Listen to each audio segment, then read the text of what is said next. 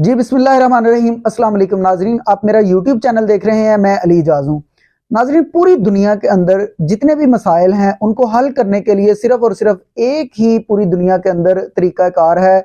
और जो पूरी दुनिया जिसको मानती है कि आखिरकार सिर्फ और सिर्फ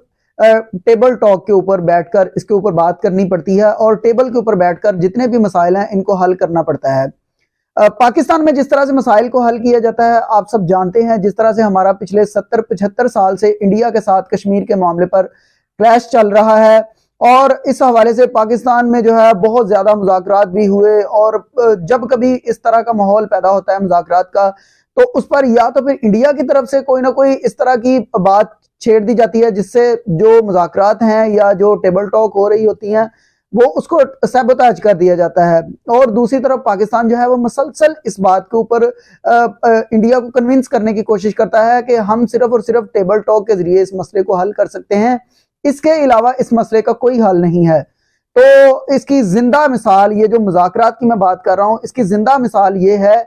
सऊदी अरब और ईरान। इनकी इतनी ज्यादा टेंशन दोनों मुमालिक की एक दूसरे के साथ थी कि ये एक दूसरे के साथ, लोग ये भी कह रहे थे कि इनकी किसी वक्त भी जंग लग सकती थी। इस तरह के भी इनके जो है ये माहौल बन चुका है इनके यहाँ। आपको पता होगा, आपको शायद याद होगा, यमन के मामले पर सऊदीया और ईरान के दरमियान कितनी टेंशन थी, कितनी जो है थी वो परेशानी बॉर्डर्स के ऊपर बनी हुई थी, या फिर वैसे उनकी हुकूमतों की तरफ से जिस तरह की स्टेटमेंट जारी की जाती थी। तो आखिरकार जो है बीजिंग,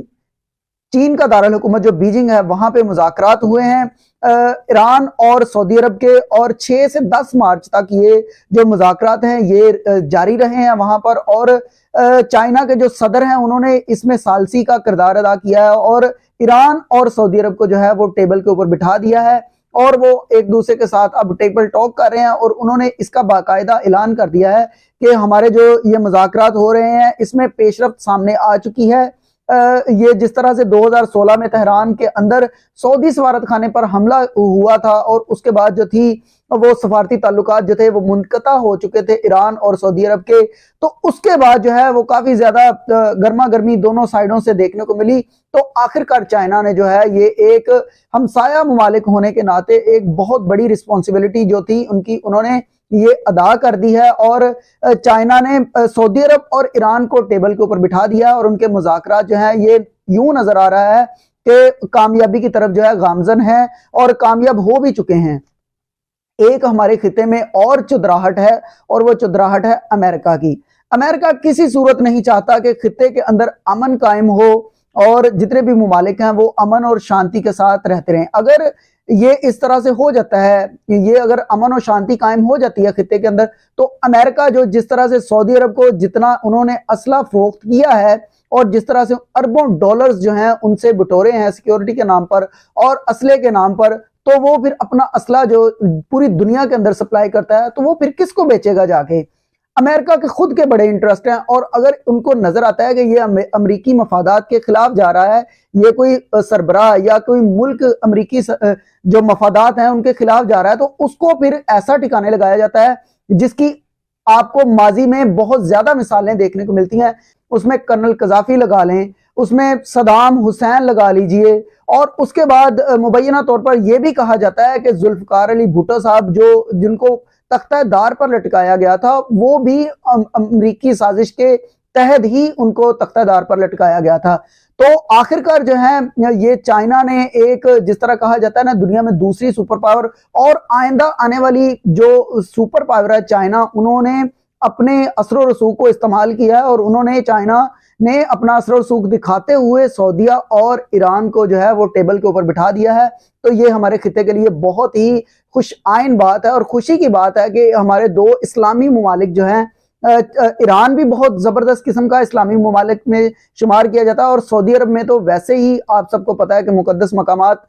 मुसलमानों के ईरान में भी हैं, लेकिन सऊदी अरब में जो है वो अल्लाह ताला का घर है, और उसके बाद रोज़ा रसूल भी वहां पर है। तो उसके ये जो है ये बहुत अच्छी चीज है और बहुत खुश आइन चीज है। अब आ जाएं जी कुछ खबरों के ऊपर। आज जिस तरह से इलेक्शन कमीशन में हसास इदारों की जानिब से जो इलेक्शन कमीशन को मौजूदा हालात में मशवरा दिया गया, उसमें कहा गया कि शेड्यूल इंतखाबात ना करवाने की हमारी तरफ से जो है तजवीज़ है। जराये के मुताबिक हिसास अदारों की ब्रीफिंग में बताया गया कि इमरान खान, बिलावल भुट्टो और मौलाना फजलुर रहमान साहब की जान को शदीद खतरा है, तो इस वजह से ये जो इलेक्शंस हैं इनको डिले कर दिया जाए। तो मैं आपके सामने सीनियर सहाफी इमरान रियाज खान साहब, उन्होंने भी आज ये डाटा शेयर किया है। ये डाटा मेरे पास सारा मौजूद है, ये मैं आपके सामने रख देता हूं कि किस तरह से माजी के अंदर जो इलेक्शंस हुए हैं तो अब इलेक्शन क्यों नहीं हो सकते, और ये तो वक्त की जरूरत है। और जिस तरह से पाकिस्तान में सियासी इंस्टेबिलिटी है, इसको खत्म करने के लिए सिर्फ और सिर्फ इसका एक ही हल है और वो है इलेक्शंस। इलेक्शन से इस वक्त मौजूदा पीडीएम की हुकूमत और इनके जितने भी हैंडलर्स लगा लें, इनको सहूलियात फराहम करने वाले लोग हैं, वो भाग रहे हैं और वो नहीं चाहते कि इलेक्शन के अंदर उतरा जाए। 2008 में आप सबको याद होगा जब बेनजीर भुट्टो साहिबा की शहादत हुई थी, तो उसके बाद ये जो इंतखाबात हुए तो उस वक्त दहशतगर्दी की जो सूरत हाल है वो मैं आपके सामने रख देता हूं। 2008 में पाकिस्तान में दहशतगर्दी के टोटल वाकयात जो हुए हैं वो 1149 टोटल वाकयात जो हैं वो दहशतगर्दी के हुए थे। इसमें मरने वालों की तादाद थी 6,683 लोग। इसमें ये जो वाकयात दहशतगर्दी के हुए थे 1149, इसमें टोटल 6,683 लोग इसमें जो है वो उनकी हलाकत हुई थी। 2013 के जो इलेक्शन है जिसमें मियां नवाज शरीफ साहब जो हैं वो पाकिस्तान के तीसरी बार वजीर आजम मुंतखब हुए, तो उसमें जो दहशतगर्दी के वाकयात थे वो थे 2034। टोटल जो दहशतगर्दी के वाकयात थे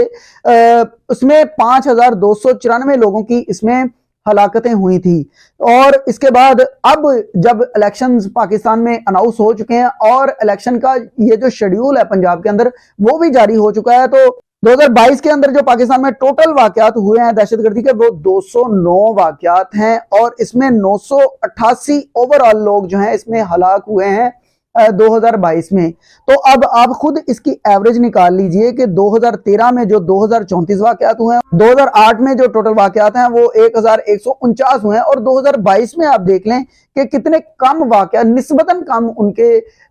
अगर उनसे कंपेयरिंग की जाए इनकी तो निस्बतन ये कम है। तो पाकिस्तान में यूं नजर आ रहा है कि जितने भी लोग हैं ये इलेक्शन से भाग रहे हैं और ये नहीं चाहते कि पाकिस्तान में फिलहाल इलेक्शन में उतरा जाए, पाकिस्तान फिलहाल ये इलेक्शन में उतरा जाए, क्योंकि अगर इलेक्शंस होंगे तो यूं नजर आ रहा है कि इस वक्त पीटीआई की जिस तरह से मकबूलियत है और जिस तरह पीटीआई तमाम इलेक्शंस जितने भी हुए हैं जब से पीटीआई की गवर्नमेंट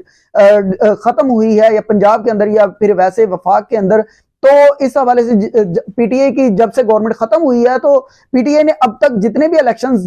लड़े हैं या जितने भी इलेक्शंस में उतरे हैं तो निस्बतन वो इन तमाम जमातों से जो है उनकी कारकर्दगी बहुत जबरदस्त रही है और अवाम उनको जो है वो भरपूर सपोर्ट भी मुहैया कर रही है और वोट भी मुहैया कर रही है। ये सिचुएशन थी सारी जो मैंने आपके सामने इलेक्शंस के हवाले से रख दी, और दुनिया जिस तरह से अपने ममालिक को साथ लेकर चल रही है और जो अपने मफादात को देख रही है, इस हवाले से भी आपके साथ मैंने कुछ फैक्ट्स शेयर किए। उम्मीद करता हूं आपको वीडियो पसंद आई होगी। अपना बहुत ज्यादा ख्याल रखिएगा, अपने इस चैनल का भी। अल्लाह हाफिज।